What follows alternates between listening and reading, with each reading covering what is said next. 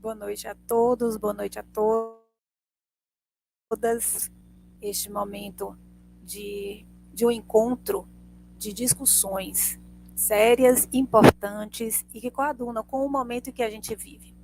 É com prazer que o Instituto Federal da Bahia, em nome da COTAN e da CEAMB, inicia a discussão sobre meio ambiente e pandemia, sinalizando as lutas, os aprendizados e principalmente os desafios que seguem ainda o percurso ao longo do que nós iremos encontrar nesse tempo e espaço nas discussões do meio ambiente, da educação e na sinalização da aprendizagem individual e coletiva do homem, do ambiente e da educação. Então é um prazer muito grande, em nome do Instituto, dar as boas-vindas a todos e todas que estão presentes no nosso ambiente, envolvidos direta e indiretamente com o evento, e aos nossos amigos que receberam o convite e os aceitaram prontamente para essa discussão tão importante e séria neste momento que nos permite. Então, para a abertura do nosso evento, nós convidamos o professor Felizardo Rocha, Felizardo, nosso diretor do campus de Vitória da Conquista, Felizardo Rocha, para dar as boas-vindas, apresentar o evento e indicar a importância da gente quanto sistema educacional, agente de transformação social no meio que encontramos, a importância do evento, da discussão e deste momento entre os colegiados dos cursos que discutem, versam sobre meio ambiente no Instituto Federal da Bahia e a nossa comunidade organizada. Professor, seja bem-vindo. Boa noite, professora Deise. Boa noite, Robson, nosso intérprete. Inicialmente, eu gostaria de saudar a todos e a todas. Antes de mais nada, também é importante parabenizar toda a comissão organizadora do evento e aproveito também para saudar os nossos palestrantes, os nossos servidores do ISPA, em especial os nossos discentes e todos aqueles que nos acompanham aí pelas redes sociais. Eu espero que todos estejam bem e com saúde, e não há como não começar um evento desse falando um pouquinho da nossa realidade atual, que é esse cenário de pandemia, esse cenário político e de questões e problemas ambientais, né, que são advindos desse atual governo que se encontra aí. E, portanto, assim, eu inicio dizendo para vocês que algo muito preocupante quando a gente está pensando na temática ambiental, da qual eu gosto muito de falar, é a gente perceber que os nossos governantes, que o governo, que o ministro trata com tanto descaso as questões ambientais, né? Quando interfere nas normativas, no próprio Conselho Nacional do Meio Ambiente, que é o nosso CONAMA, quando interfere nessas questões, quando não usa recursos de forma adequada e suficiente para a questão da proteção da biodiversidade, de combate a mudanças climáticas, da questão da preservação ambiental nas suas diversas formas. É algo preocupante, assustante, é literalmente um desmantelamento da política ambiental. Esse atual governo, que ele está fazendo é algo perverso, algo assustador, e que a gente tem que se manifestar, temos que chamar a comunidade, os nossos alunos, os nossos profissionais que aqui já formaram, para poder debater isso, e para a gente poder mostrar que não é isso que nós, sociedade brasileira, queremos, para os nossos filhos e para as próximas gerações. Então, a gente tem que pensar na questão da sustentabilidade, que não é um caminho sem volta, e esse é o caminho que deve ser seguido. Então, fico muito feliz e acho que esse evento é um momento também, de fato, de reflexão, de aprendizagem, e que a gente possa debater isso, as questões ambientais, mais a fundo. Também não há como não falar, e a gente falar da questão ambiental, mas pensar também na nossa instituição e na questão ambiental dentro da própria instituição. E aí eu aproveito para dizer a vocês que nesse cenário político e nesse cenário que a educação brasileira está vivendo, de cortes no orçamento, também é algo que assusta muito. Nós pegamos uma pandemia o ano passado, iniciamos uma gestão, já pegando uma pandemia e para pior, com cortes absurdos no nosso orçamento. Esse ano, para vocês terem ideia, foi 23% de corte no orçamento do Instituto Federal, né? E o nosso campus, obviamente, que sofre esses impactos, né? Então, eu já adianto para vocês, dificuldade, a complexidade que seria a gente pensar um retorno presencial. Por quê? Mesmo que a gente tenhamos vacina para todos os nossos profissionais da área de educação, sejam nossos servidores, nossos terceirizados, ainda faltaria, né? Obviamente que vacina para aqueles alunos que estão em grupo de risco, mas para além disso, com o corte que nós tivemos no orçamento, a gente não consegue pagar os nossos custos de manutenção básica, essencial, água, energia, luz, limpeza, né, manutenção diversas, inclusive auxílio estudantil para os alunos. O ano passado fizemos um esforço tremendo para captar recursos, para destinar recursos aos alunos, para que pudéssemos manter, e muitos dos nossos alunos dependem do auxílio estudantil. Então, isso é algo preocupante e que impacta a qualidade até mesmo do ensino, porque nós estamos aqui reaprendendo a fazer o ensino num formato para o qual nós não havíamos nos preparado. Então, isso impacta, com certeza. E aí, a gente trazendo para a realidade do nosso campus e entendendo a importância da sustentabilidade, das questões ambientais, nós constituímos uma comissão de sustentabilidade e educação ambiental, que eu considero extremamente importante e tem ajudado, e eu tenho certeza que vai nos ajudar muito ainda nas ações do campus. Essa comissão, ela foi pensada para tratar das questões diversas no âmbito do nosso campus, como gestão de resíduos sólidos, captação de água de chuva, reaproveitamento de água, e várias outras ações que aqui não vou elencar todas, mas para ajudar com que o nosso campus consiga ser mais sustentável. Não dá para se falar somente, a gente precisa ter isso na prática. Então, nós já temos um projeto hoje elaborado de captação de água de chuva. Nós, até então, vínhamos usando água da Embasa para descargas em sanitários. A nossa intenção agora é que a gente tenha captação de água de poço artesiano e água de chuva para poder dar descarga, ou seja, usar água de fato para os fins mais nobres a qual a gente deve pensar. E aí nós temos diversos outros cenários, a questão da arborização do campus, que a gente está acompanhando e elaborando um projeto, em parceria, inclusive, com a prefeitura, e tem uma série de outras ações que a gente está promovendo para que a gente possa ter, sim, os nossos alunos envolvidos, cada vez mais engajados nas temáticas ambientais, mas na prática, que ele possa exercitar isso. Então, é importante que a gente faça isso.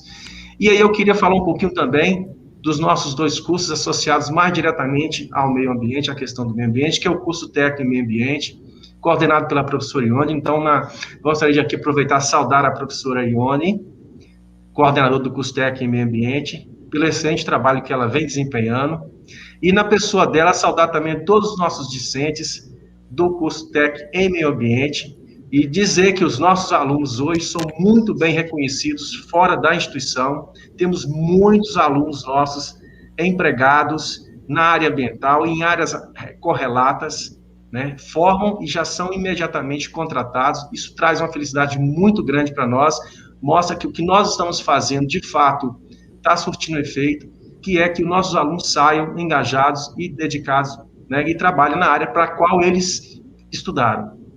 Queria também aqui aproveitar a oportunidade para saudar a professora Maria Laura, nossa coordenadora do curso de Engenharia Ambiental, e na pessoa dela, saudando ela, também saúdo todos os outros discentes e também docentes do curso de Engenharia Ambiental, e reforço também saudar também os nossos docentes da Cotan, né, do curso técnico em meio ambiente. Na verdade, temos docentes que atuam nos 2, mas gostaria de fazer a minha saudação a cada um de vocês, e aos nossos discentes de engenharia ambiental, e sobre eles também digo que os nossos alunos, boa parte deles já saem ou já trabalhando, né, já empregados na área ambiental, em empresas, ou até em programas de pós-graduação, o que nos traz uma felicidade muito grande, né? Portanto, mostra que o nosso trabalho, e inclusive tem surgido muitas parcerias, as empresas juniores, a gente tem dado um estímulo muito grande para os alunos das empresas júnior de engenharia ambiental, que eles possam ter essa relação de proximidade, de prestação de serviço juntamente com as empresas, para que, de fato, eles saiam daqui cada vez mais bem qualificados para o mundo do trabalho. E é uma felicidade muito grande falar deles, porque, de fato, nossos alunos são excelentes. Então, eu queria saudá-los aqui, e na medida que eu saudo as nossas coordenadoras do curso de Engenharia Ambiental e do curso técnico em meio ambiente. Apesar de todos os ataques que a gente vem sofrendo na educação, nós não podemos deixar de fazer o nosso papel. Isso tem que ficar claro. Nós não podemos deixar de buscar fazer cada vez mais, docentes, nós docentes, fazer o nosso melhor. Obviamente que dentro daquilo que nos apresenta. Não há como fazer o melhor nosso efetivamente num contexto de cenário de pandemia, de ensino remoto. Mas é possível fazer o nosso melhor nesse contexto que nos apresenta, com as dificuldades da internet, de acessibilidade, dificuldades diversas que se caracterizam nesse cenário novo para nós. Enfim, eu não vou aqui estender muito a minha fala, mas eu gostaria de desejar a todos um excelente evento, que seja um evento para refletir, que a gente possa aprender, que a gente possa debater e buscar debater a questão ambiental, os impactos da pandemia no meio ambiente, os impactos dessa política nacional nas questões ambientais, enfim, para que cada vez mais nós possamos mostrar para a nossa comunidade, para a nossa sociedade, a importância que é o meio ambiente para a nossa qualidade de vida. Tá? Então, com isso, eu encerro aí a minha fala. Aproveito aí para desejar a todos muita saúde, uma boa noite e um excelente evento. Muito obrigado. Obrigada, professor Felizardo. Com a abertura oficial do evento, a gente faz aqui algumas reflexões antes de iniciarmos esse primeiro momento de discussão, que vai abrilhantar a nossa noite com o professor Cláudio Carvalho e a professora Camila Wideres, sendo mediadora dessa discussão. Refletir sobre meio ambiente e pandemia nos remete a discutir o que estamos vivendo no mundo de hoje. Se a gente começa a falar do subtema deste evento, desde que começou a pandemia, a gente vem lutando. A gente luta no ambiente individual das nossas vidas particulares, com os medos, angústias e dificuldades com o novo que vivemos. Isso é fato e ela passa a ser um pano de fundo para as lutas sociais que aqui a gente consegue identificar nas nossas bases de vida social, econômica e em todo o processo em que a gente entende que o ato de lutar é o ato de verbalizar nos nossos silêncios as nossas verdadeiras ações para a transformação. Dentro desse contexto, esse evento ele surge com 3 grandes subtemas. O primeiro é este da luta, onde começa a se falar da luta pela necessidade de entender a saúde pública, a luta da necessidade da assistência para que a gente possa fazer o veículo da ação humana para a ação social, tendo a questão ambiental intrínseca em nós mesmos, porque nós fazemos parte deste grande processo ambiental, das lutas por toda a ação de dicotomia do sistema público que vem sendo desmontado numa luta de intenções políticas. E aí aqui vai ser verbalizado ao longo do tempo essas lutas, que faz com que a gente comece a entender a ciência como a base do processo de discussão, e não a tergiversão ou tergiversar na ciência para posicionar-se frente a um fato. Essas lutas todas, gente, elas passam em cenários, em meios, em ambientes, em processo de entendimento de nós como seres humanos. E aí não dá para discutir uma outra luta ou trazer aqui o relato de uma outra luta muito importante, que é a luta pela vacina. Hoje a gente teve um cenário muito bonito no Instagram, né, de todos os nossos professores que estavam com menos de 40 anos. Nunca se teve tanto post, eu contei por volta de 35 posts no Instagram de colegas felicitando, felizes com a vacina. Que luta, mais uma luta frente a um processo justificado cientificamente de que a gente pode retomar as melhorias que nos permitem tornarmos ao nosso convívio. Dentro da luta, ainda há de se destacar a luta dos gritos silenciosos de mães que perderam seus filhos, mães que conseguem identificar seus filhos com um processo específico de estar com todo o processo de vacinação feita e tendo passado para os seus filhos, né, a imunização. a alegria e a luta de poder fazer parte de um grupo, e a gente viu isso em Vitória da Conquista nesses últimos tempos, as puérperas, as mães, as lactantes, brigando pelo espaço que era a sua vacina. Então, a luta por vacinar, a luta por ser ouvido, a luta por ouvir os silêncios e entendê-los como um processo de posicionamento vai ser discutido aqui, não seria diferente de entender que hoje somos mais pobres, que hoje estamos, sim, com um número maior de desempregados, que estamos sem recursos, e fazer ciência sem recurso é muito difícil. Fazer ciência que vai dar aporte para as nossas transformações sociais é muito difícil. Sem deixar de lembrar da luta do próprio processo de gestão, fazendo com que as pessoas comecem a entender que o público é público, que nós fazemos parte de uma grande mola social e somos agentes dessa transformação social. Esse nosso evento tem uma segunda vertente, que é aprender. Nós temos o tempo todo aprendendo, mas é difícil aprender com um passivo de mais de 450 mil mortos, fazendo com que a gente aprenda a viver, aprenda a ter sororidade com as nossas outras, os outros pares, tendo empatia com o nosso próximo mais próximo, entendendo que esse processo da aprendizagem ele é coletivo. Se algo aqui é para ser entendido no nosso mundo com o fazer ambiente e pandêmico, ou a pandemia com o meio ambiente, é entender que eles estão integrados em um único processo. E a dissociação das suas variáveis levará a gente a determinados processos e análises a longo prazo que permitirão a gente aprender. Como nós vamos aprender neste processo é que permitirá lá na frente os nossos filhos, os nossos alunos, os nossos colegas mais jovens que começam aí no percurso da academia a fazer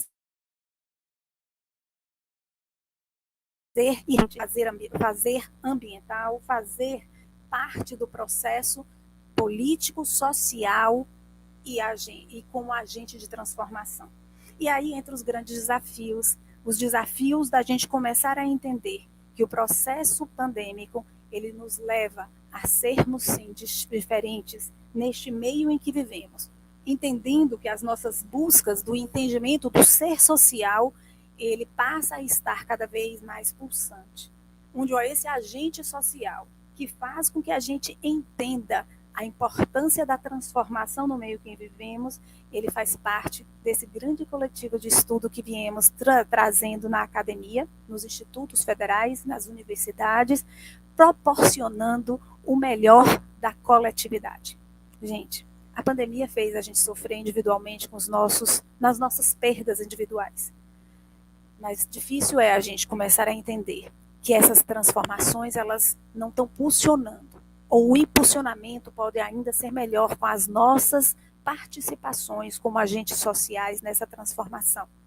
Vocês acompanharam toda a discussão que a gente teve hoje, nesses últimos tempos, relacionado a não desabrigar as pessoas que estavam desassistidas. Se a gente tem dificuldades hoje do isolamento ou das nossas dificuldades individuais, pensemos o quanto o processo de gestão pública pode ampliar o olhar para a transformação desse ser social que não tem o que a gente possui. E aí sim a gente vai conseguir entender que vivemos em um único mundo, um mundo social, e que esse ambiente é um único composto por todos os seres humanos que aqui vivenciamos. E aí entra o desafio da educação, dito pelo professor Felizardo, o desafio da análise desse processo de transformação, mas principalmente o desafio de entendermos como seres humanos em processo de construção, e entender que esse coletivo ele proporcionará sim as transformações sociais, e aí nós conseguiremos entender quanto este processo, dito estudado pelo meio ambiente, de que a borboleta bate lá de um lado e aqui as transformações começam, e aí é bem simbolicamente a frase aí, não é? Dos nossos grandes estudiosos dessa área ambiental, esse processo de integração e interação de todas as variáveis socio-humanas e econômicas, elas dependem estão interdependentes. Que a gente possa estar nesse desafio, entendendo sim um ao outro, proporcionando a transformação ao outro, mas, sobretudo, entendendo esse processo coletivo da melhoria do ambiente que a gente faz parte. Dentro desse contexto, a gente já está chegando à nossa hora do nosso encontro da noite de hoje. A gente só tem o Instituto Federal da Bahia, em nome da COTAN e da CEAMB, a agradecer. Agradecer a oportunidade de todos vocês estarem aqui na noite de hoje para a gente discutir juntos um tema muito importante em que a gente faz parte dele. Então, agradecer a todos os inscritos, os estudantes, os professores, os profissionais, os militantes, as pessoas que gritam nestes silêncios, que ecoam e chegam a quem precisa. Aos professores, aos profissionais que foram convidados para estar conosco aí nas palestras ao longo de toda a programação que se encontram no site, que se encontram nas redes sociais, que estão fazendo parte das nossas divulgações. E agradecer aos parceiros.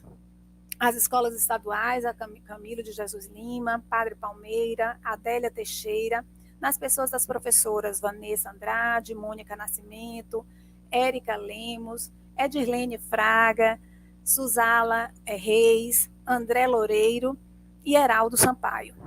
Agradecer à instituição, em nome da direção de ensino, da direção geral, da direção acadêmica, da coordenação de extensão, da COTAN, da coordenação técnico e meio ambiente, a CEAMB, a coordenação de meio ambiente, a Comissão de Sustentabilidade e Educação Ambiental, aqui referida pelo professor Felizardo, instituída no nosso campus com um fim específico da gente poder entender essas interações, a COTEP, o setor de audiovisual, comunicação e cerimonial.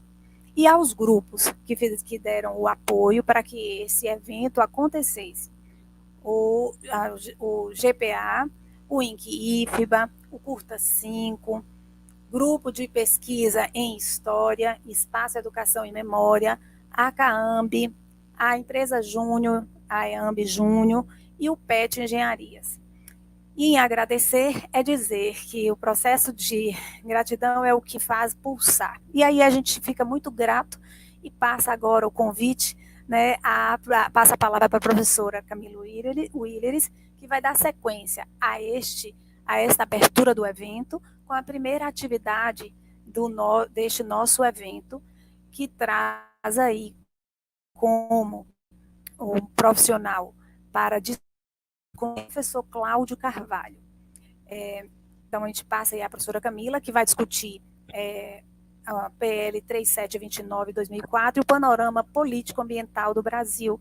E aí, Camila, a gente é grata por ter aí uma discussão forte e célere na área aí ambiental, trazida por você junto com a comissão, e passa a palavra para falarmos aí com o professor Cláudio, agradecê-lo e dizer aí que iniciamos as nossas atividades com esse sentimento de gratidão, né? Porque agradecer leva a gente a ter os retornos que a gente precisa nesse momento, que é o acolhimento, para que a gente continue lutando, aprendendo os novos desafios na área ambiental que a pandemia nos oferece e nos ensina. Um prazer, Camila, te ver, um prazer todos aí. Obrigada, Robert. Boa noite a todos e a todas e bom evento. Obrigada, professora Deise, né? Agradecer ao Felizardo, à professora Deise, né, pela abertura. Somos gratos pelas palavras, as reflexões que foram né, já foram apresentadas aqui realmente são muito importantes para esse momento, né? Como está no evento, lutas, aprendizados e desafios, né? Nossos temas, acho que estão tocando em pontos extremamente importantes e relevantes nesse momento da político, econômico e social do Brasil. Então, venho agora convidar, né, e chamar o professor Cláudio Carvalho, nesse momento, para realizar a palestra, o projeto de lei 3.729 de 2004, o panorama da política ambiental do Brasil. O professor Cláudio é graduado em Direito pela Universidade de Taubaté, mestre em Direito pela Universidade Católica de Santos, doutor em Desenvolvimento e Planejamento Urbano pela Universidade de Salvador, professor titular de Direito Ambiental Urbanístico e Agrário da UESB, coordena o Observatório das Cidades Políticas Públicas e Movimentos Sociais, integrante do Núcleo de Assessoria Jurídica Alternativa, né, e atua na docência, na pesquisa e na extensão nas áreas de moradia, violência urbana, mobilidade urbana, arte urbana, participação popular como demonstração do direito à cidade justa. Venho agradecer aqui imensamente, professor, por ter aceitado o convite e esse desafio de conversar sobre um tema tão importante, né, nesse momento, que tem sido discutido na calada da noite pelo nosso congresso, né? Pode-se assim dizer, infelizmente. Obrigado, professor. Te dou a palavra. Obrigado, Camila. Boa noite, Camila. Boa noite, Robert. Boa noite a todas e a todos. Eu gostaria de agradecer inicialmente pelo convite. É um prazer enorme estar aqui hoje com vocês, alunos, alunas, comunidade do IFBA e colégios parceiros também, Adélia Teixeira, Padre Palmeira, Camilo de Jesus Lima, para discutir um tema tão importante nesse panorama tão bem descrito pela professora Daisy, em que há uma série de ataques, professor também Felizardo, uma série de ataques à educação, ao meio ambiente.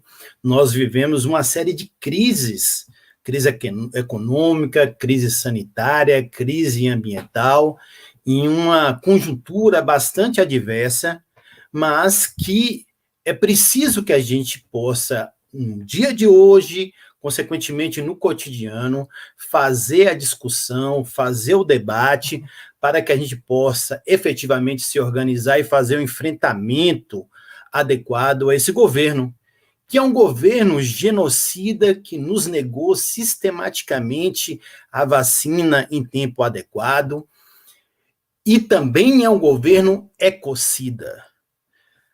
Preciso reafirmar, o governo que nós temos hoje no Brasil, do presidente Jair Messias Bolsonaro e do ministro do Meio Ambiente, Ricardo Salles, é um governo ecocida, que não respeita o meio ambiente.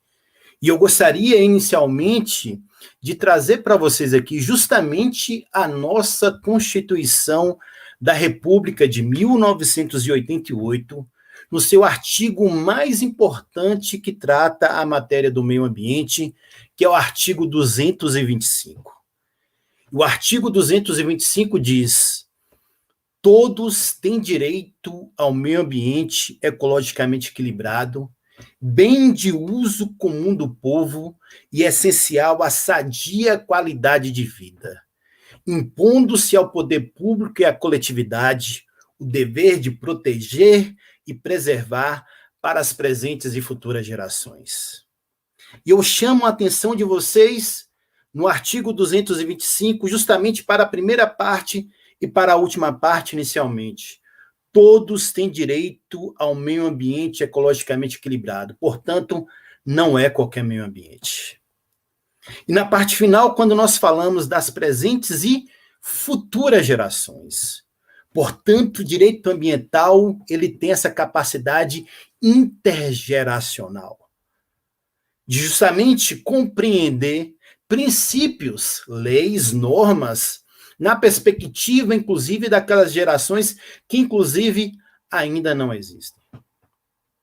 E se tem um debate que é principal, que é fundamental, é do licenciamento ambiental.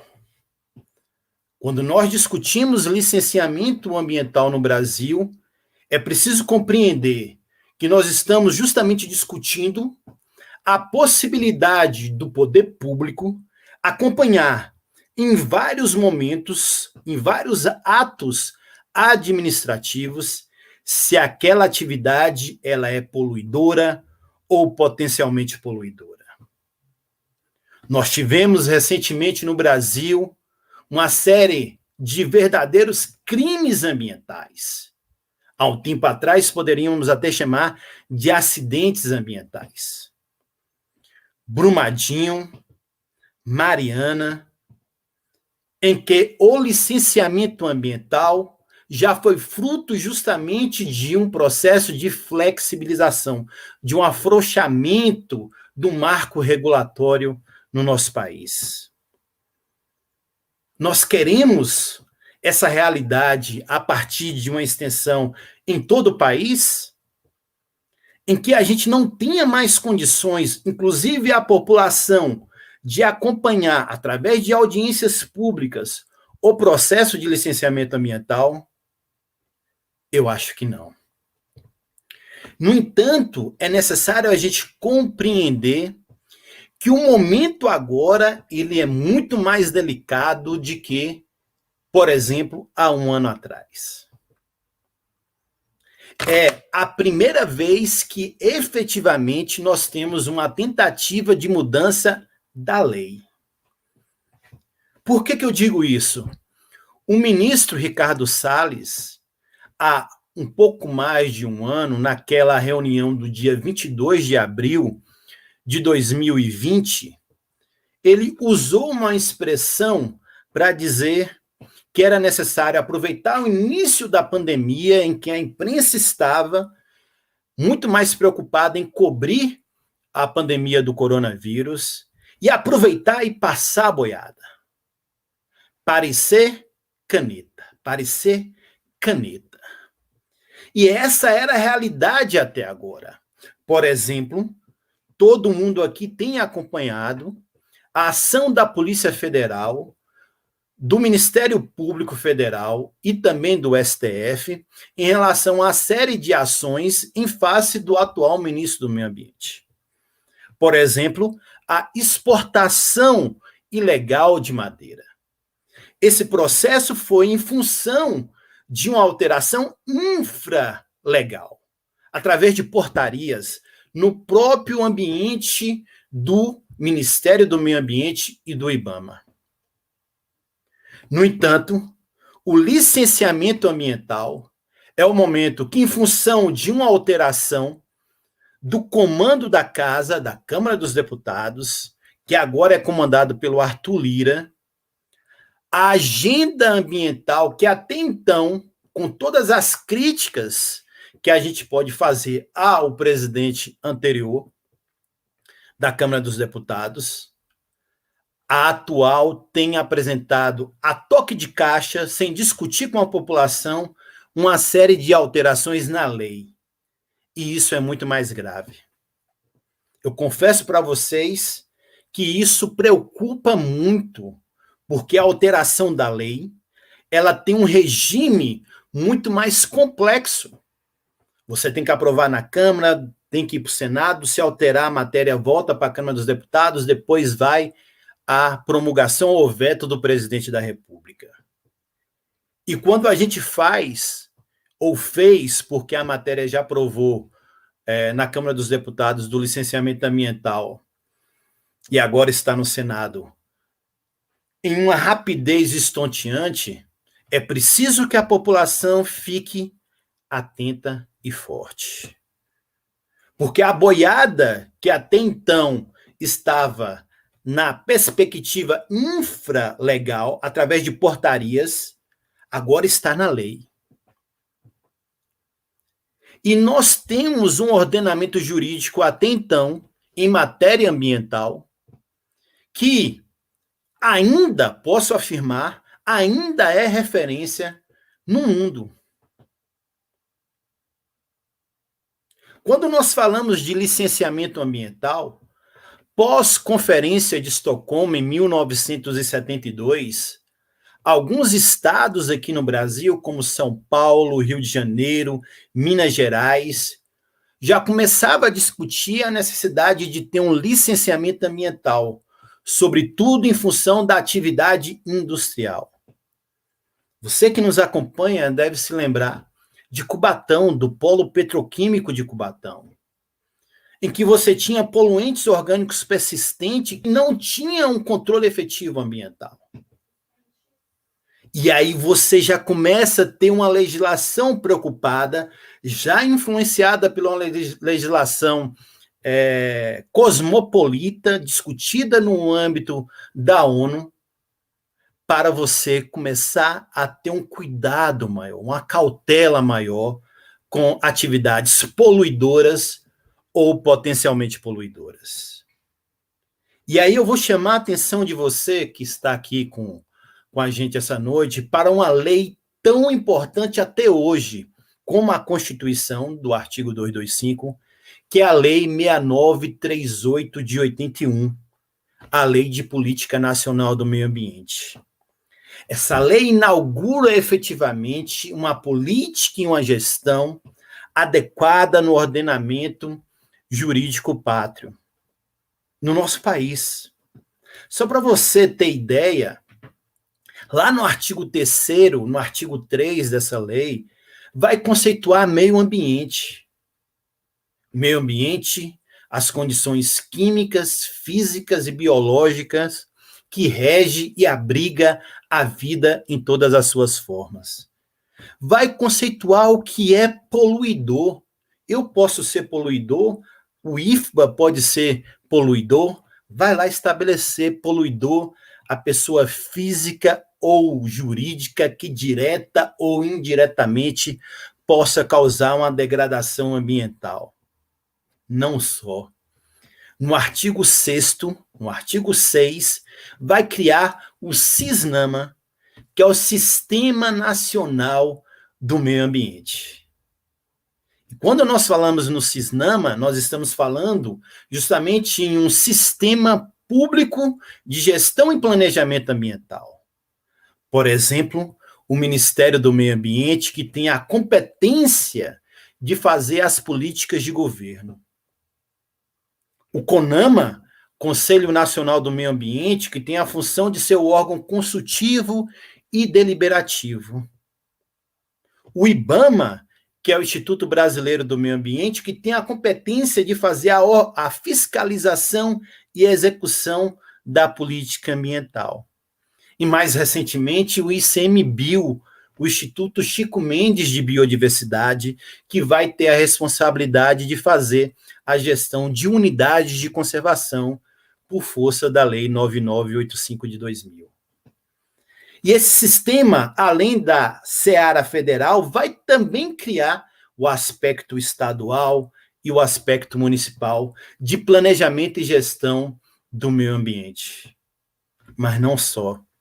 Lá no artigo 9º, no artigo 9 dessa lei, vai trazer os instrumentos da política ambiental, como a avaliação de impacto ambiental e o próprio licenciamento ambiental.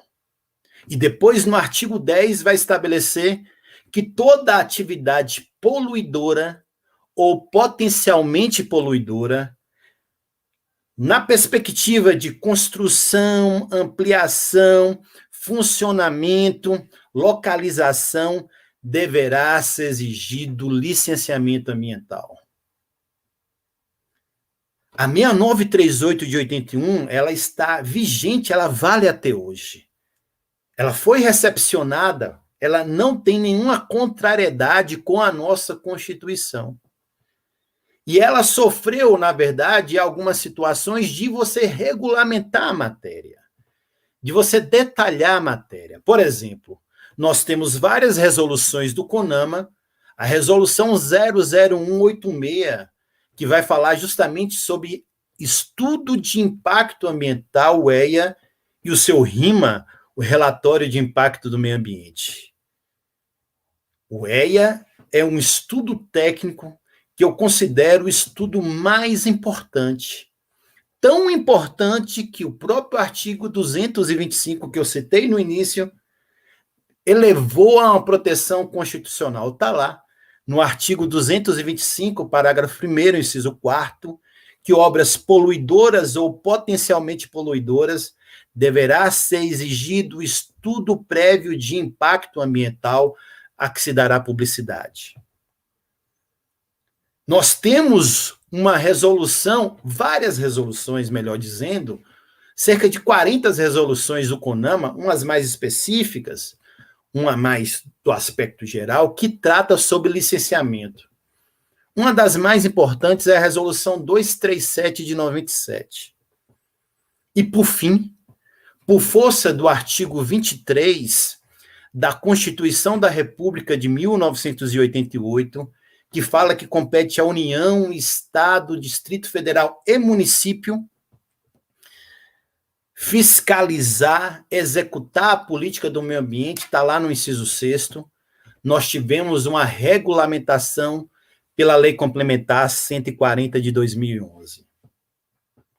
Essa lei complementar, digo para você, que ela hoje nos orienta no processo de licenciamento ambiental. Portanto, posso dizer que o licenciamento ambiental ele precisa de um aperfeiçoamento? Posso até dizer. Mas nós não podemos ter uma lei que vá justamente de encontro, ou melhor, contrariamente à legislação atual. Tem um princípio, para você que nos acompanha aqui, um princípio ambiental, que a legislação não pode ser alterada para prejudicar o meio ambiente. Não pode. O licenciamento ambiental hoje, ele precisa de algumas aperfeiçoações, é bem verdade, mas, no entanto, o que foi aprovado na Câmara dos Deputados não aponta nesse caminho. E aí eu gostaria de, rapidamente, fazer um pequeno histórico sobre esse projeto de lei. Esse projeto de lei, ele teve início em 2004, cheio de boa vontade.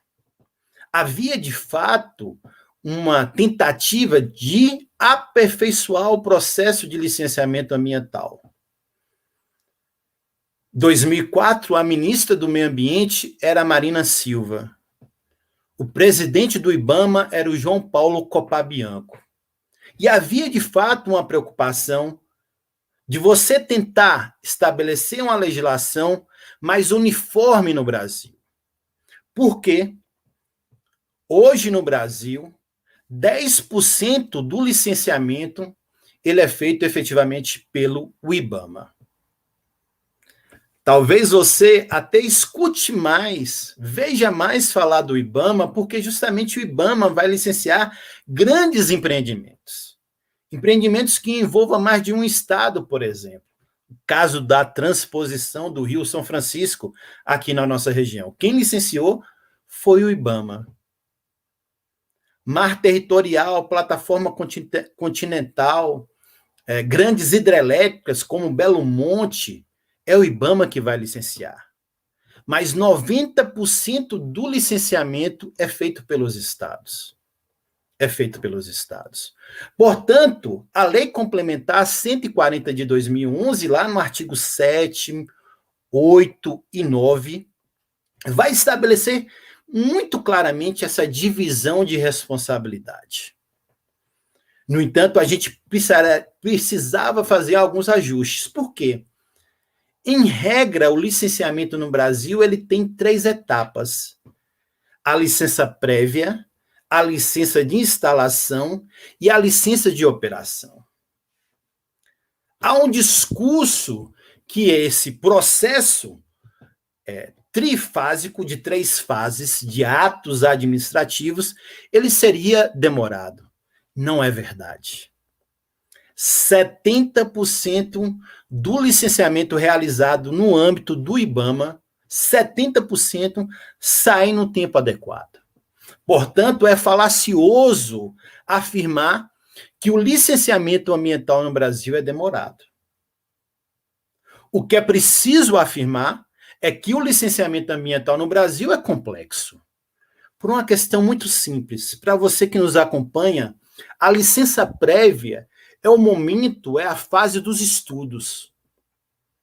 O estudo de impacto ambiental, o EPA, estudo prévio de impacto ambiental, ele é feito justamente na licença prévia. E esse estudo ele tem que ter a capacidade de mensurar, de calcular o impacto nas etapas posteriores. Por exemplo, na licença de instalação, que é o momento da construção do empreendimento. E, por fim, na licença de operação, que é o momento efetivo do funcionamento do empreendimento. Nós sabemos da história do Brasil, de uma série de atividades que não teve o seu licenciamento de forma adequada, que resultou em catástrofe ambiental. Falei mais recentemente, um tempo atrás, de Brumadinho de Mariana. Mas outras que a gente pode discutir também. como um impacto gerado por usinas hidrelétricas. Jirau, Santo Antônio, no Rio Madeira, Belo Monte, são exemplos emblemáticos de como um licenciamento ambiental que não leva em conta os impactos ambientais das etapas posteriores pode resultar em um problema social, em um problema socioambiental muito grande. Pois bem, depois de 2004, houve uma certa... parou-se a discussão do licenciamento ambiental e só retornou mais recentemente em 2019, pelo deputado federal de São Paulo, do DEM, chamado Kim Kataguiri. Ele apresentou 4 relatórios para a comissão e nenhum foi aproveitado. É bem verdade que todos estavam péssimos do ponto de vista de aperfeiçoamento. E agora, em 2020, um deputado vice-presidente da bancada do agronegócios, né, o Nery Geller, ele apresentou, do nada, um novo projeto de lei, um novo substitutivo. E aí eu gostaria de chamar a sua atenção para justamente quais são os principais pontos perigosos que agora está lá no Senado, que, além de fragilizar o Sistema Nacional do Meio Ambiente, o SISNAMA, vai causar um outro impacto, que é a própria questão econômica. Qualquer país sério do mundo, e o Brasil, em função do desmatamento, já é colocado como um pária ambiental.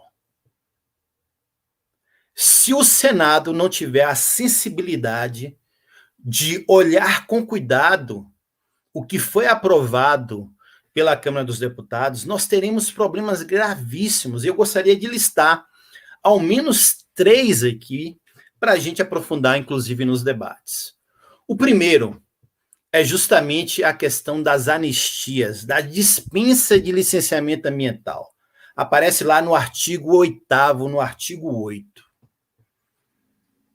O que foi aprovado na Câmara dos Deputados vai sinalizar ao menos 13 atividades com dispensa de licenciamento ambiental.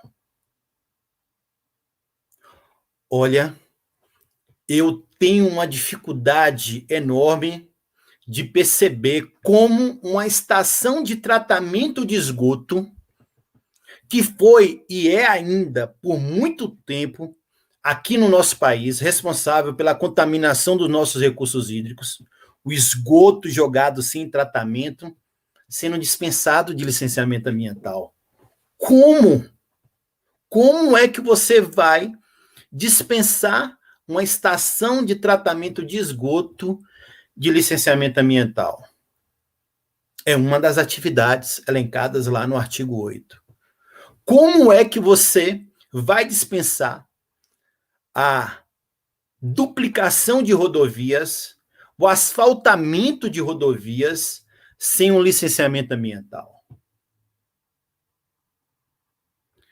Para você que nos acompanha, fazer uma rodovia, uma estrada aqui na zona urbana é uma coisa. Você fazer uma estrada, uma rodovia, pavimentar uma rodovia com uma transamazônica, um impacto socioambiental é totalmente diferente. Como é que eu vou dispensar licenciamento dessas atividades?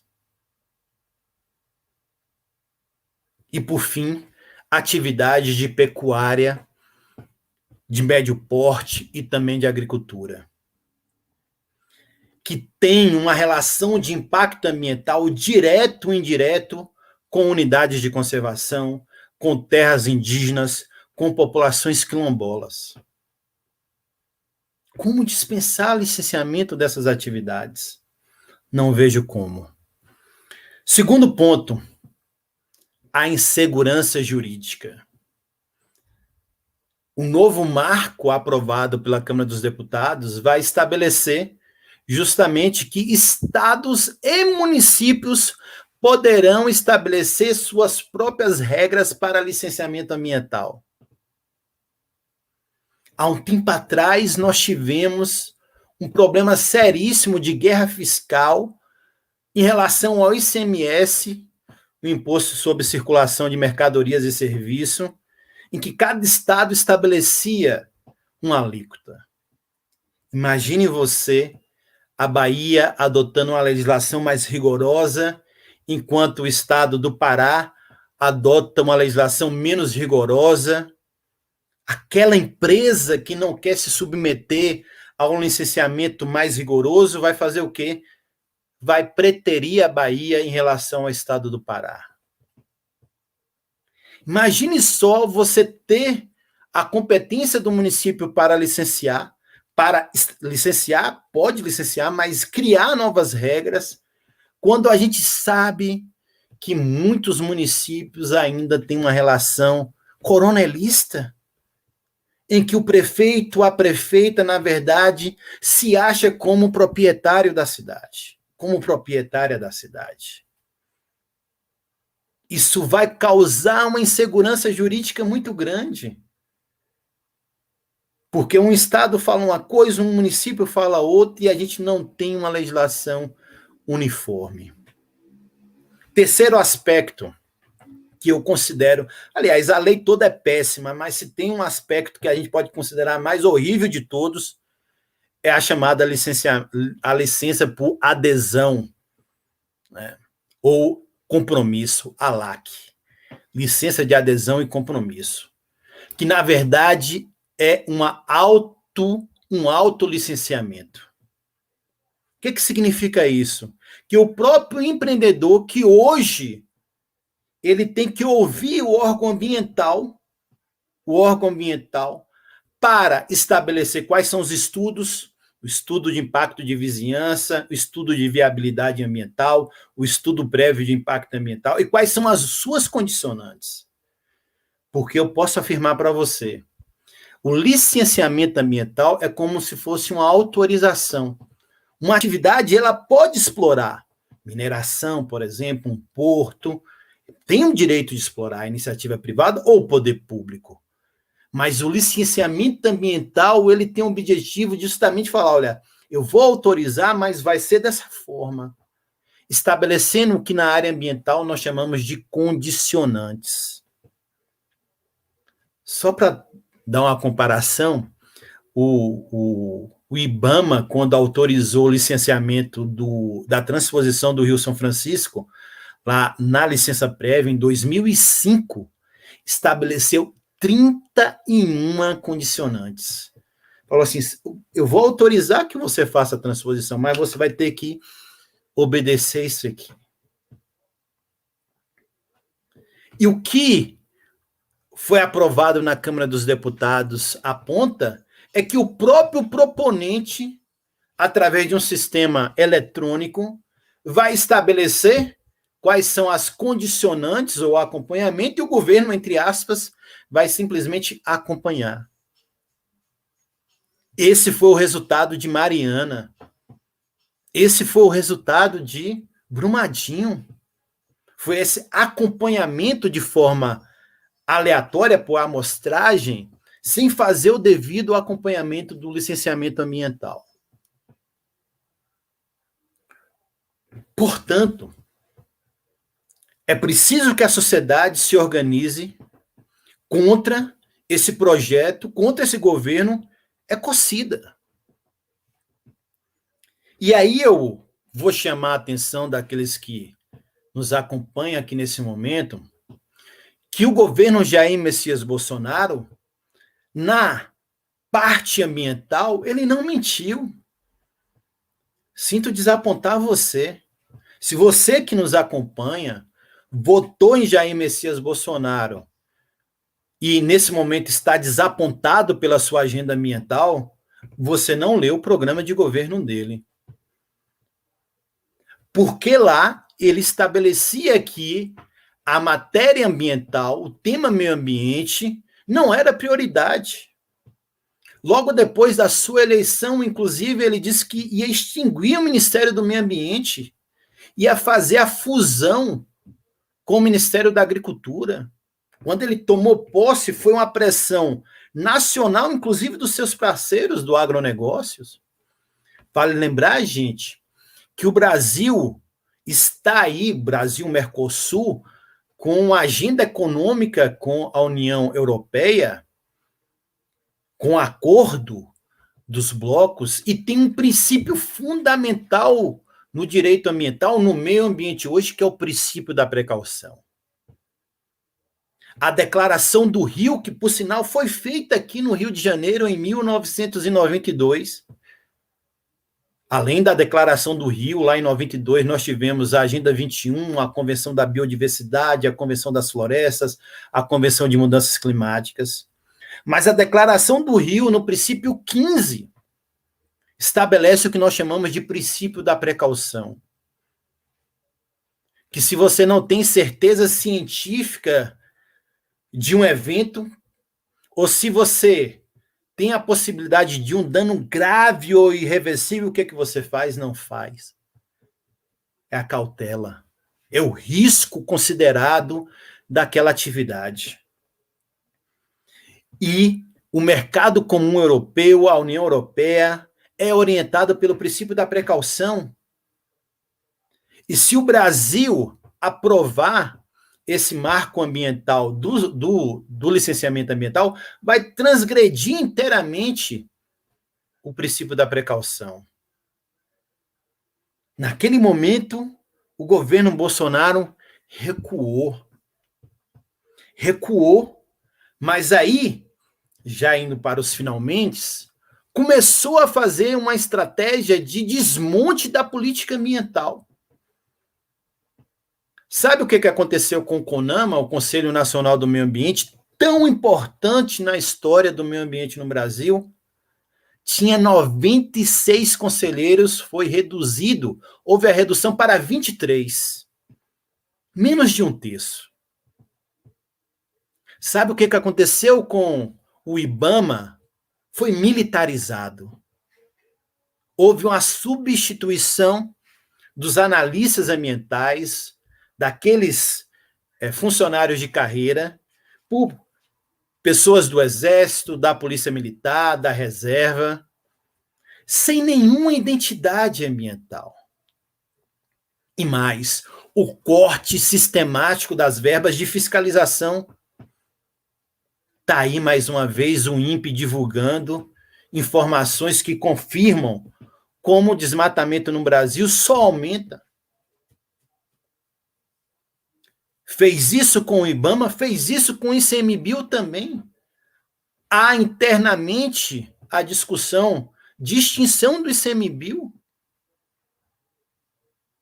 Não aconteceu isso ainda, mas no ICMBio teve uma portaria interna recente que estabeleceu que qualquer funcionário do ICMBio só poderia divulgar uma informação científica com autorização do seu superior. Isso é censura. No IBAMA também nós tivemos agora recentemente, houve o recuo do presidente do IBAMA afastado pelo STF, Eduardo Bin, pelo ministro Alexandre de Moraes, em que mudou a lógica de autuação. Agora, a proposta era que o fiscal do IBAMA primeiro tinha que submeter o auto de infração ao seu superior, mediante um relatório. O seu superior ia verificar se estava obedecendo à legalidade, só depois o processo ia prosseguir. Isso não existe, isso é cerceamento do exercício profissional. O governo Bolsonaro desmontou o Conselho da Amazônia, não à toa os países que mais doam paralisaram a doação. O governo Bolsonaro é o governo que mais autoriza agrotóxicos no Brasil, mais de 600 desde o início desse governo. Portanto, quem votou em Jair Messias Bolsonaro sabia da sua agenda de desmonte da política ambiental. E ele continua. Por que ele continua? Porque ele não mostra, em momento algum, que vai mudar o rumo. Mesmo com pressão interna da sua própria base de apoio, como a questão do agronegócios. Esse projeto de licenciamento ambiental ele foi gestado pelo agronegócios. Mesmo com essa fração, a bancada do boi, para quem nos acompanha, tem cerca de 30% na Câmara dos Deputados, a bancada ruralista. Portanto, tem uma influência muito grande. Mesmo com esse apoio da bancada ruralista, ele não evidencia reposicionamento na agenda ambiental. E o ministro Ricardo Salles, um antiministro do meio ambiente, não demonstra em nenhum momento fragilidade. No dia de hoje, 4 de junho de 2021, véspera do Dia Mundial do Meio Ambiente, foi que, novamente, o ministro Alexandre de Moraes estabeleceu um prazo de 5 dias para a Procuradoria-Geral da República se pronunciar sobre a prisão e o afastamento do atual ministro Ricardo Salles.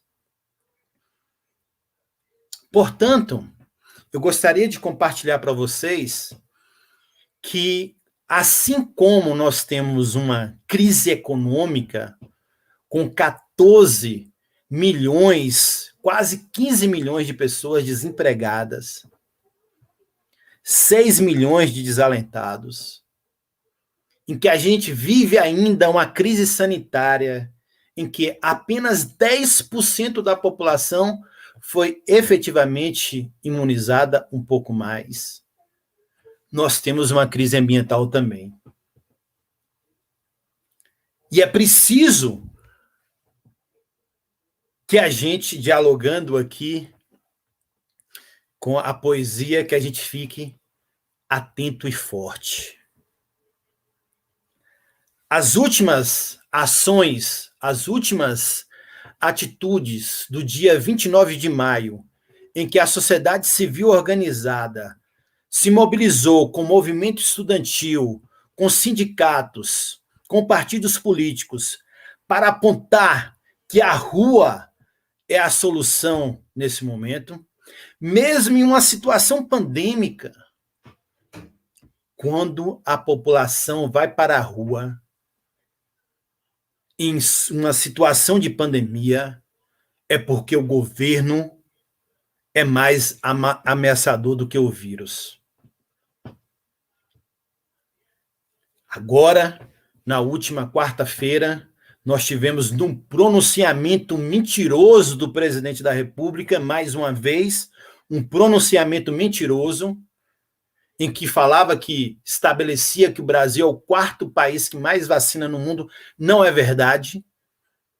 Em números absolutos, pode ser proporcionalmente, o Brasil está ali na posição 61. É preciso que a gente, como panelaço, que houve uma reação legítima da população, que dia 19 de junho a gente se organize novamente para tomar as ruas ou as redes sociais para, em alto e bom som, mostrar basta. Basta desse governo genocida. Basta desse governo ecocida. Nós precisamos agora apontar para a reconstrução desse país. Essa é a nossa tarefa histórica desse momento. Como é que nós vamos reconstruir esse país? E eu acho que o dia de hoje é um momento importante para a gente compartilhar aqui apontamentos para a gente efetivamente, de maneira solidária, fraternal, apontar esses caminhos. Inicialmente é isso. Muito obrigado.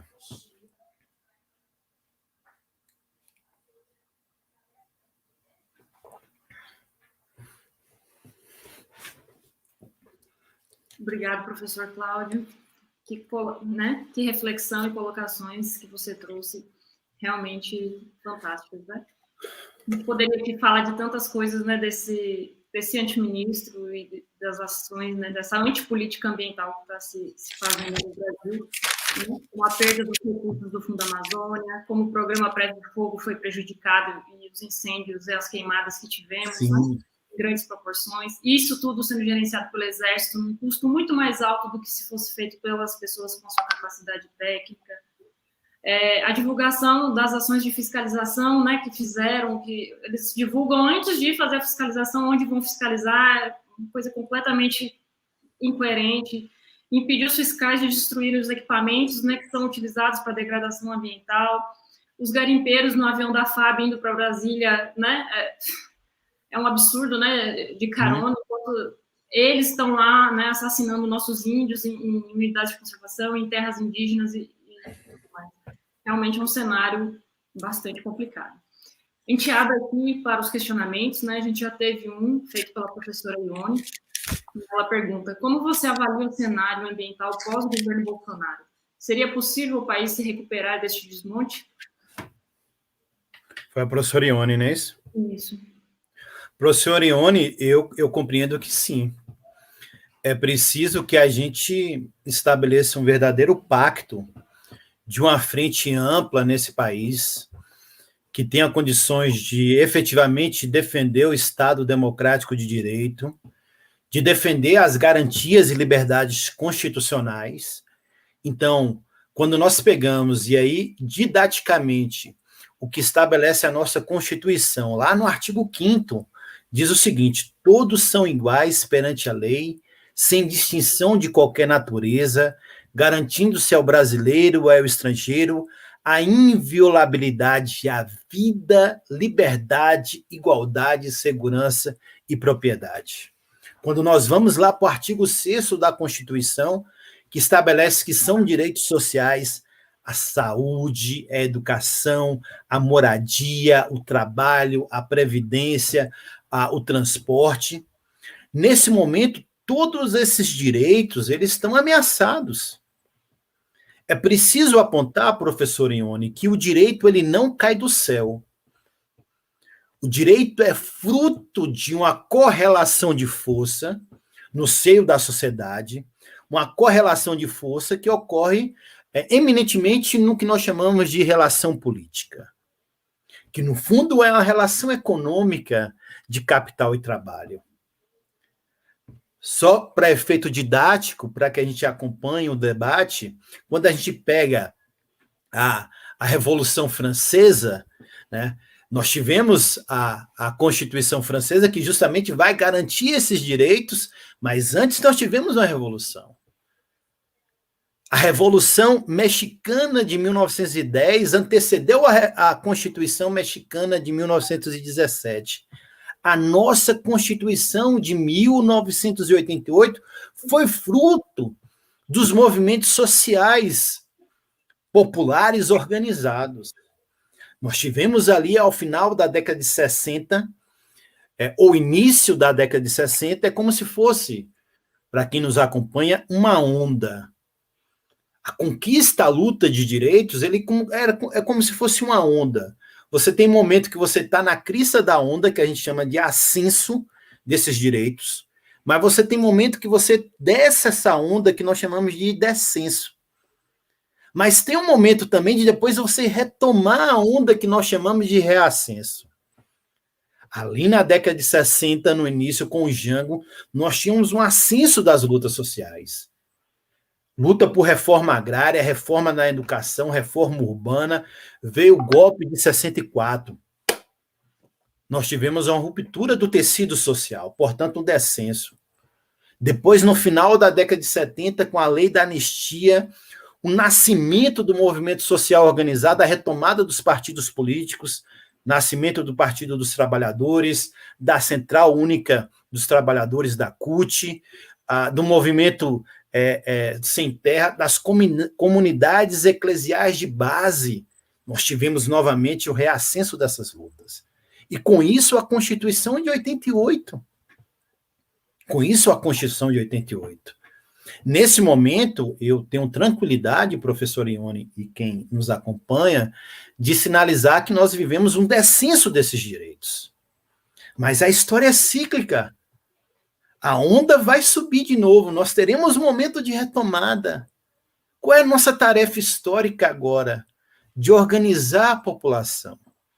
De repente, essa pessoa que está aqui nos ouvindo, nos vendo nesse momento, que de maneira desavisada votou nesse projeto do presidente Jair Messias Bolsonaro e apontar para ela quais são os equívocos, sem querer fazer uma comparação, mas já comparando, nos Estados Unidos houve um reposicionamento. A população inicialmente votou num projeto messiânico do Donald Trump e elegeu um novo presidente, o Biden, que reposicionou e está reposicionando, inclusive, o combate à pandemia, com todos os limites e as críticas que eu tenho ao Partido Democrata. Aqui, cabe a gente, nesse momento, conversar com as pessoas. Por que o feijão está caro? Por que o arroz está caro? Por que a gente não conseguiu fazer um isolamento social adequado e a gente está aí chegando a uma marca lamentável de 500 mil mortes pela pandemia? Professor, temos mais 6 perguntas. Vamos lá. Vamos lá. Edilene Isabel, né, ela fala, nada pode ser aprovado que prejudique o meio ambiente. E quando o próprio ministro do meio ambiente é o causador desses prejuízos? Foi Edilene? Edilene. Edilene, ótima sua pergunta, porque o ministro do meio ambiente, ele não está inscrito na superfície, vamos dizer assim. Ele faz parte de um governo.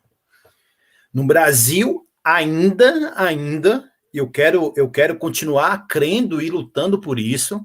Nós vivemos em um Estado democrático de direito, em que as instituições precisam ter a sua responsabilidade nesse processo. Então, na minha opinião, tardiamente, a Polícia Federal apontou os desmandos do atual ministro do Meio Ambiente, o Ricardo Salles, que já vinha fazendo há algum tempo a advocacia administrativa. O que significa isso? Ele é um funcionário público que, na verdade, ele está defendendo as demandas da iniciativa privada e não pode, crime, inclusive, de peculato.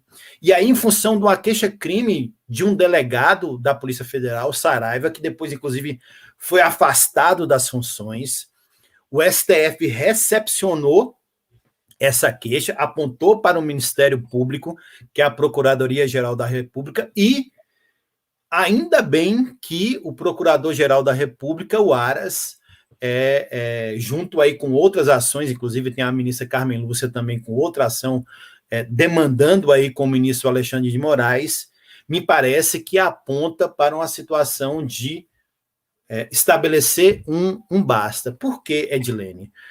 No Brasil, por ser uma república federativa, a gente é uma república, não é uma monarquia.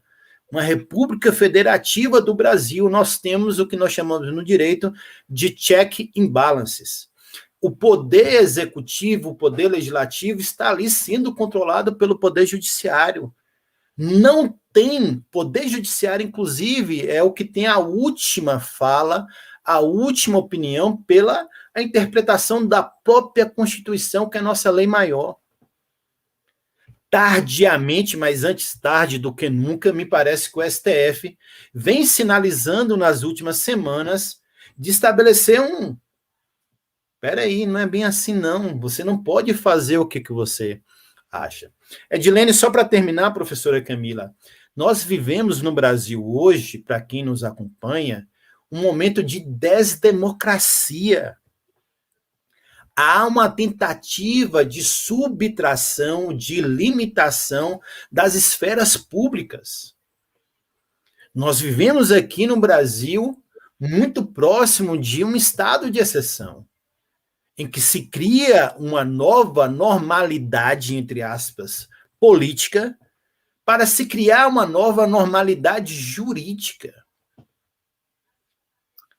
Quem é que cabe fazer esse controle? É o sistema judiciário. Vamos lá, Camila. A próxima, senão a gente não consegue dar conta. Isso. Brenda Araújo. Boa noite, professor. Como o senhor acha que a mídia, em geral, retrata a crise ambiental no Brasil? Brenda,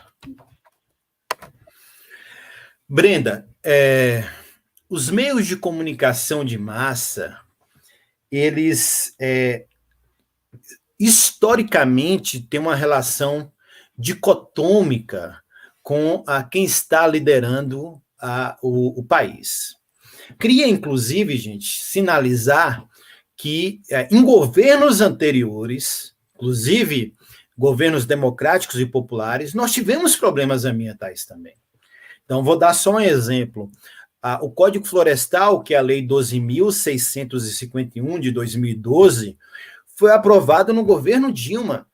E nós, do movimento ambientalista, criticamos muito esse Código Florestal. Foi, inclusive, judicializado perante o STF declarou constitucional o Código Florestal, que é um outro debate que a gente pode fazer em outro momento.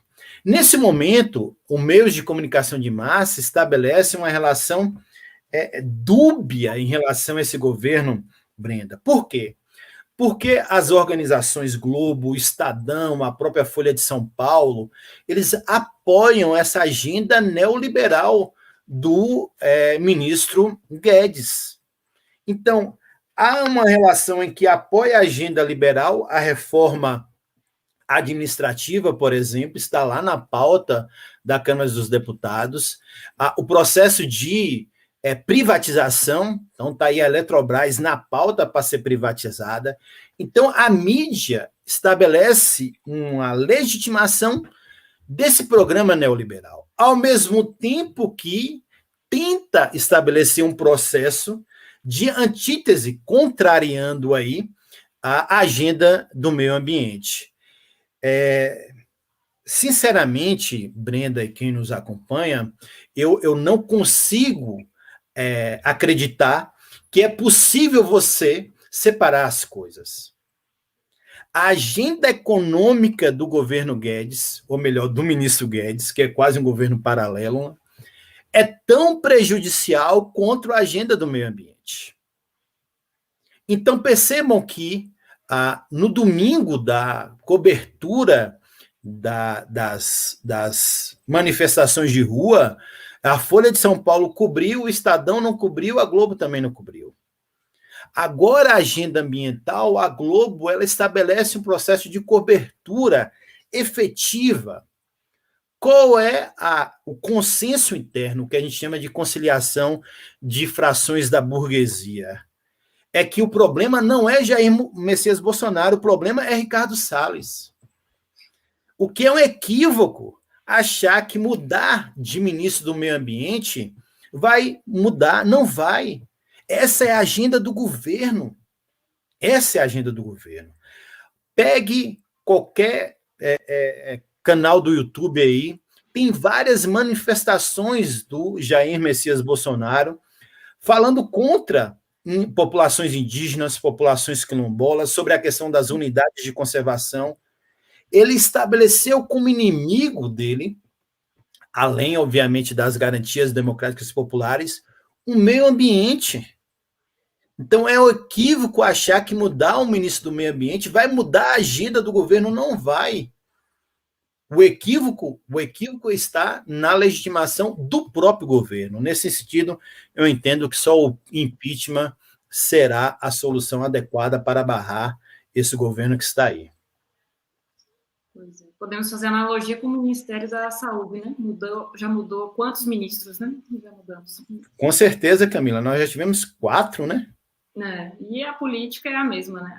A necropolítica. A política negacionista, de necropolítica, de negação da ciência é a mesma. Mais uma pergunta, professor. Veltman, né? Professora Veltman do IFBA pergunta: como as alianças políticas afetam a política ambiental? Olha, o Brasil, ele precisa... Vou ser um pouco mais enfático aqui, né? Eu acho que eu estou sendo bastante, mas vou ser mais. você que está nos acompanhando aqui nesse momento, como eu, como Camila, que é, por exemplo, funcionário público, que é trabalhador, que é trabalhadora, que depende da mão de obra, da venda da mão de obra para sobreviver, você é pobre, como eu sou pobre. Eu sou trabalhador, você é trabalhador, você é trabalhadora. Se você não detém os meios de produção, portanto, se você não detém uma indústria, uma terra que, na perspectiva do capital, das condições estruturais do capital, a gente pode colocar também, você é trabalhador e você é trabalhadora. Portanto, eu não vejo como saída adequada da política ambiental, pensando até num programa ecossocialista de conciliação de classes.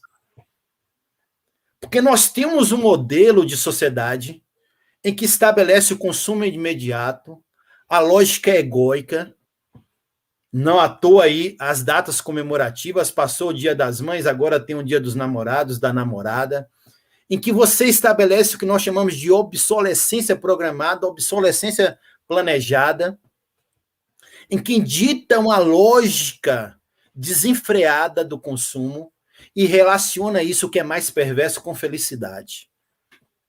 Se eu não tenho um celular da moda, eu não sou feliz. Se eu não tenho um carro da moda, eu não sou feliz. Se eu não tenho uma roupa da moda, eu não sou feliz. E não há saída, e é por isso que eu tenho críticas, escrevi, tem até no meu canal do YouTube um último vídeo, rapidinho, que eu coloquei de 4 minutos lá, e tem um artigo que eu trabalho o outro lado do meio ambiente, que eu acredito que não tem saída se a gente não conseguir uma ruptura. Pode ser pensar em uma utopia, a gente tem que pensar na perspectiva de um novo modelo de sociedade. Eu acredito que um novo modelo de sociedade, ele não é só possível, como é necessário. Como é necessário. Então, eu não acredito em conciliação de classes num projeto ambiental. Eu diria, inclusive, que esse foi um dos grandes equívocos do governo Lula, né? Do projeto democrático popular, governo Lula e Dilma, foi achar que podia fazer conciliação de classes, trazer para o seio do governo a burguesia ruralista e trabalhadores e trabalhadoras. Não deu. Então, em matéria ambiental, só um projeto ecossocialista que efetivamente defenda um novo modelo de sociedade é a saída. É o horizonte histórico que nos aponta dessa forma. Realmente, professor, boa colocação. O ataque às bases da democracia, ela está acontecendo. Agora vem o ataque ao nosso sistema de voto, né? Estão tentando descredibilizar ele. Uma urna que já elegeu o governo de esquerda e de direita, né? Vem se questionar agora, né, esse sistema. E a gente realmente tem que estar muito atento que essa política ela está tentando por todos os caminhos, né, afetar. Temos mais uma pergunta da Edilene. Professor Cláudio, nos deparamos com uma angustiante sensação de impotência, que nossa luta grita, mas que nada acontece de fato para coibir esse palco de terror. O que, de fato, pode ser feito de imediato para frear tantos crimes? Teremos que esperar até o ano que vem para que se espere a mudança? Existe alguma instância, talvez internacional, que tenha o poder de intervenção mais rápida, uma vez que a questão ambiental é tema entre todas as nações? Edilene, eu compartilho da mesma angústia sua e eu acredito que compartilho que a angústia de Camila, de tantos aqui, desse momento em que as condições objetivas e subjetivas do Brasil não nos apresenta com uma janela histórica de esperança, né? Eu, como você e como muitos aqui que nos acompanham nesse momento, imagine para um professor de direito ambiental, direito urbanístico e de direito agrário, que é a agenda aí central de ataque, todo dia entrar na sala de aula virtual e ter que compartilhar o debate com os alunos e alunas nessa conjuntura tão adversa. Mas é preciso esperançar. Não há mal que dure para sempre. Talvez Edilene, teremos que esperar até o ano que vem, porque do ponto de vista de um organismo internacional, é muito difícil fazer qualquer tipo de envolvimento de embargo econômico, social. Não há interesse, inclusive, pelas principais economias do mundo, no caso Estados Unidos, ou União, ou a própria Rússia, ou a China, não há interesse, a própria questão da ONU, nesse sentido. O que eu acho que a gente deve fazer, Edilene? Eu não sei se houve alguma manifestação aí de apoio ao presidente Bolsonaro e sua agenda no chat, mas eu acho, Edilene, que 2022 está aí. Então, Camila observou aí, na conjuntura, como cada vez mais se aponta uma situação de ruptura do tecido social. Então, essa situação de fragilizar as Forças Armadas, a questão do voto impresso, de deslegitimar o processo eleitoral. Isso aconteceu nos Estados Unidos também com Biden, a de não aceitar a legitimidade do processo. E é preciso ter clareza que 20%, no mínimo, da população ainda apoia esse governo. Então, eu diria que a gente tem que tomar muito cuidado, inclusive o impeachment também é muito difícil, já que o Lira é aliado, da gente justamente não deixar, eu acho que essa é a nossa tarefa de trabalho de base, conversar com um amigo, aquele zap da família, né? Inclusive no meu canal do YouTube aí, Prof. Cláudio Carvalho, tem um videozinho de 10 minutinhos sobre o ecocida Ricardo Salles. Tá lá, compartilha, que eu, em síntese, falo tudo isso aqui que eu falei para vocês. Compartilha lá no grupo da família e tal, para tentar evidenciar o desmonte que é. Aí tem um sobre a questão da pandemia também, Covid-19 e racismo ambiental. 14 minutinhos que eu, de forma didática, tento estabelecer. Então, Edilene, Camila, todos e todas e todos que estão aqui com a gente, eu acho que essa é a nossa tarefa nesse momento. Conversar com as pessoas, tentar mostrar que esse governo é um governo de desastre e que é possível uma frente ampla, e a gente está aberto, inclusive, para discutir em que base se apresenta essa frente ampla para reconstruir esse país. A gente tem que, volto a dizer, ficar atento e forte, porque a gente está aqui nesse momento cogitando, por exemplo, um impeachment, uma intervenção, e esse governo pode simplesmente não querer sair, ser reeleito ou perder e não querer sair. Então, acho que a nossa tarefa histórica é isso aqui que a gente está fazendo hoje, na Semana do Meio Ambiente, e aí parabenizar novamente o IFBA por esse processo, porque há uma atrofia do debate na sociedade. Há uma atrofia do debate na sociedade.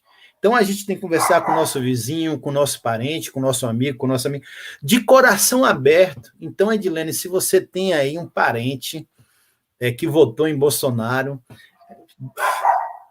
vá lá, coloque no ombro, fala assim, vamos conversar, né? Está vendo a situação do país, desemprego, a questão da vacina, a gente não vai ter São João novamente, porque não tem vacina.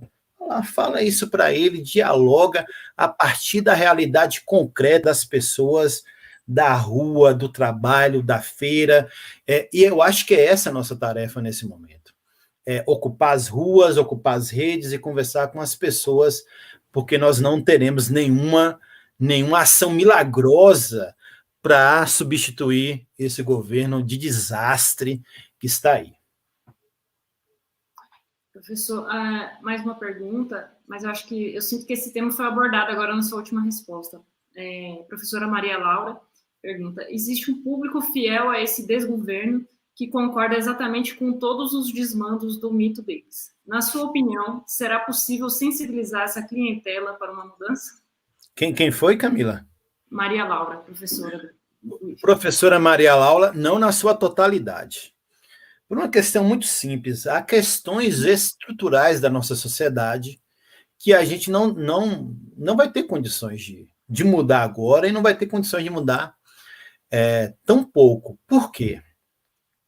Nós tivemos mais de 3 séculos de escravidão nesse país. Nós tivemos mais de 3 séculos de escravidão nesse país, em que a população indígena, inicialmente, preciso fazer esse registro histórico, tem lá um vídeo também no meu canal que eu falo sobre isso, das populações originárias, não são brasileiros, são originários desse continente, que foram aniquilados através de uma estratégia orquestrada pelo poder central de genocídio, destruição física e de etnocídio. Depois, com a população negra. Em 1850, portanto, um pouco antes da, entre aspas, abolição da escravatura, com inclusive foi agora, né, 13 de maio aí, né, nós tivemos uma lei que todo mundo, assim como a Constituição, deveria ter conhecimento, que é a Lei de Terras, a Lei 601 de 1850. Por quê? Porque essa lei disse em 1850 que qualquer pessoa teria de direito a comprar terra. Né? Só que em 1850 a população negra não era considerada pessoa. E aí você teve, posteriormente, uma série de políticas de eugenia social, de racismo científico, em que você estabelece no Brasil um projeto de nação através de um modelo de uma branquitude criada pelo modelo hegemônico. Você vai ter o coronelismo na República Velha legitimando esse processo, depois vem a ditadura Vargas legitimando esse processo, o golpe de 64. Portanto, é preciso a gente reconhecer que nós temos uma sociedade estruturalmente racista. Nós temos uma sociedade estruturalmente machista. Olha a dificuldade da gente trabalhar com a Lei Maria da Penha, olha a situação da quantidade de denúncias de violência doméstica na pandemia, em que a hiperconvivência, a pessoa, olha só, não consegue conversar, dialogar com seu companheiro, com sua companheira. Nós somos o país que mais mata a população LGBT do mundo. Do mundo. Nós somos o país que proporcionalmente mais mata ativistas ambientais. Portanto, nós temos uma política, uma necropolítica que não é de agora.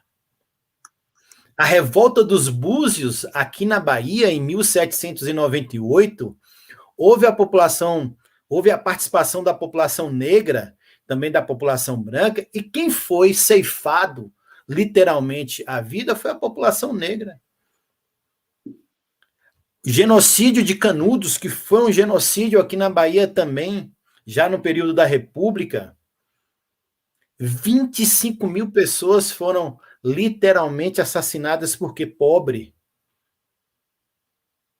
É por isso que a gente precisa, inclusive, reafirmar que o vírus não é democrático. No vídeo que eu falei, eu trabalho essa questão. Todo mundo tem a possibilidade de pegar o vírus, é verdade. Mas a forma como você vai enfrentar o tratamento, a disponibilidade, é outra coisa. Isso é racismo ambiental. Um negro no município de São Paulo tem 6 vezes mais chance de morrer do que um branco. Portanto, não é tudo que a gente vai conseguir resolver, porque tem as condições estruturais da nossa sociedade brasileira. Mas a gente já avançou bastante. Olha a política de cotas.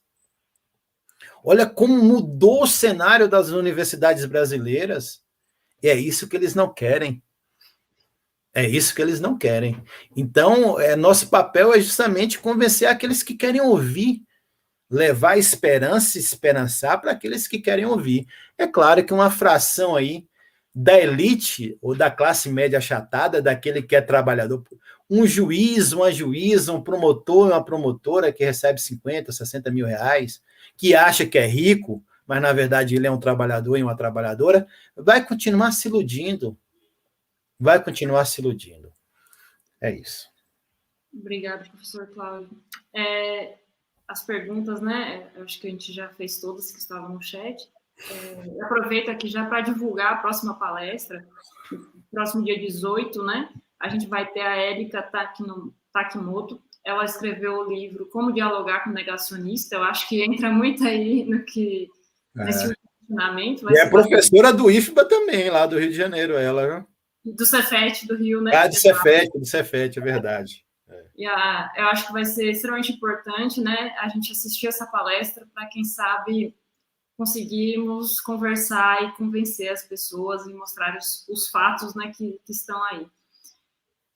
Compartilhe desse ponto, né? Também tento convencer aí pessoas da minha família que votaram, vou falar bem assim, né? Votaram errado, né? A gente está vendo essa situação. Compartilhe da sua opinião, né, sobre essa questão dessa elite, como ela está no Brasil, que a gente realmente precisa de um ponto de ruptura e restabelecer um novo sistema. Esse sistema que está ali, ele não tem condição de se adaptar e as questões ambientais serem, então, inseridas deles da forma que está. Você fez uma retrospectiva histórica bastante interessante. A gente volta lá na questão da escravidão, a gente vê que o Brasil, para banir a escravidão, sofreu uma pressão muito mais externa do que interna, foi muito mais uma exigência de fora para dentro que de dentro para fora, e eu espero que a questão ambiental a gente consiga fazer o inverso, que a gente internamente consiga exigir dos nossos governantes, né, uma postura, uma política pública diferente com a questão ambiental, né, porque a gente, no início do governo Bolsonaro, a gente teve os embaixadores, se eu não me engano, da França, de quem financiava o Fundo Amazônia pressionando o governo, tanto que abandonaram, né, o financiamento do Fundo Amazônia. Agora o Biden assumiu nos Estados Unidos, teve uma pressão com esse governo que fez declarações que me permitem dizer falsas, né, de certa forma, que ficou nítido no discurso do presidente, que aquelas ações não são tomadas, infelizmente, aqui no Brasil. Sim. Né? E ele se justifica para fora, mas não se justifica com a nossa sociedade, né? Ele tem um pronunciamento para lá e não tem para conosco, porque a gente precisa demandar isso também desse governo na questão ambiental. Eu acho que fica bem claro que não dá mais para ser o faz de conta. O impacto ambiental, ele não vai ser amanhã, ele já está sendo hoje, né? O impacto da queimada que aconteceu na Amazônia, ele já está acontecendo. A gente já está enfrentando crises hídricas em regiões do país, poluição do ar. A gente não consegue nem dizer qual é a qualidade do ar no Brasil, a gente não tem rede de monitoramento, né? Enfim, é realmente uma situação muito complicada. Eu já divulgo também que no dia 22 a gente tem a palestra da doutora Isabel Carvalho, da UFMG, né, o sujeito ecológico frente à pandemia e às crises da atualidade, né? E, minto, gente, eu confundi. A Élica é no dia 11, a doutora Isabel é no dia 22, 18, e no dia 22 a gente tem 2 projetos aqui de Vitória da Conquista sendo apresentados, né, que é o Recicla a Conquista e o Mãos que Reciclam, né, que vai ser uma conversa entre o engenheiro florestal João Paulo e a defensora pública Caliane. Então, o evento está bastante interessante, a gente está vendo que todo o tema, né, trago aqui para o professor Cláudio, está relacionado com esses outros temas propostos. Obrigado, professor. Eu vou agradecer novamente a todos que estão apoiando o evento, né, aqui conosco. Deixa eu pegar minha lista. Os parceiros aí, os colégios, Camilo Jesus Lima, Padre Palmeira, Adélia Teixeira, muito obrigado por estar aqui conosco. Todo o apoio que a gente teve, né, do PET Engenharias, da Empresa Júnior de Engenharia Ambiental, do Centro Acadêmico, né, o CAAMB da Engenharia Ambiental, o Grupo de Pesquisa Acadêmica GPA, o Portal de Inovação e Tecnologia do INCIFBA, o Projeto Curta 5, né, o GRUFEM, que é o Grupo de Pesquisa, História, Educação, né, Espaço e Memória, a Coordenação de Extensão, todas as coordenações de cursos, né, todo mundo que já foi dito aí no início, a gente agradece bastante, né, todo o apoio a esse evento, a participação, as perguntas feitas aqui, né, só gratidão para manifestar ao professor Cláudio e todos que ficaram conosco até o final. Tá? Um carinho imenso, né, que a gente está vendo aqui no chat, não dá para a gente ler e comentar todos, mas agradecemos a presença de todos. Obrigada. Agradecer você, Camila, pela brilhante condução da mesa, pela mediação, aos intérpretes, agora a Thalita aqui com a gente, que nos auxiliou nesse processo aqui, e deixar um último registro que só a luta muda a vida. Só a luta muda a vida. Um grande abraço e até a próxima. Tchau, tchau. Gente, só para aproveitar, o professor Cláudio, o Instagram dele, né, é Cláudio Carvalho, o YouTube dele também é o nome dele, Cláudio Carvalho. Eu recomendo bastante seguir o professor, porque ele tem muito conteúdo, toda essa conversa, né, que ele teve aqui conosco hoje é fruto, né, de todo o conteúdo que ele também prepara lá e disponibiliza. Então, vamos seguir ele, vamos compartilhar esse conteúdo, né, vamos levar a questão ambiental para frente. Obrigada a todos, todas, né? E até o próximo dia do evento, dia 11.